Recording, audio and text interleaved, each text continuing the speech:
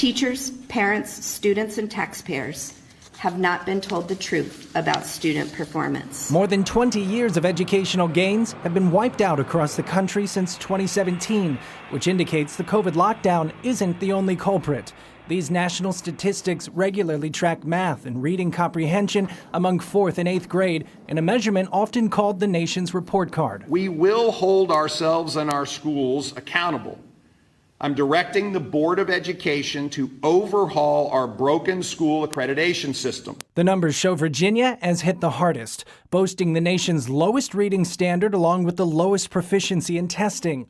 The state ties Maryland with the largest decline in 4th grade math since 2017 and the largest decline for 4th grade reading. Our Black and our Hispanic students across subject areas and across grade levels are far behind their peers. While the head of the organization releasing the numbers called them the clearest picture yet of the impacts of the coronavirus pandemic on learning, Governor Youngkin also blames previous administrations due to declining numbers well before the pandemic. Seeing a remarkable decrease in student test scores of this size, it's actually very unusual. Jonathan Butcher with the Heritage Foundation says special interest groups and school unions that fought to close schools should also clearly bear responsibility. Those districts that showed the biggest drops, places like Chicago, places like Philadelphia, where the unions actively kept teachers out of the classroom, I just think it really shows poorly on those special interest groups and how they put their own interests ahead of students. States like Virginia will depend on federal dollars to help fix the broken system.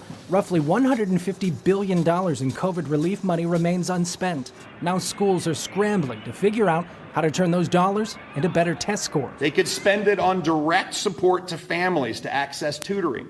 They could spend it on extending the school year for students who need it. Regardless of who's to blame for America's declining classrooms, educators say it's time for everyone to roll up their sleeves and get to work. We need to come together as a country around public education.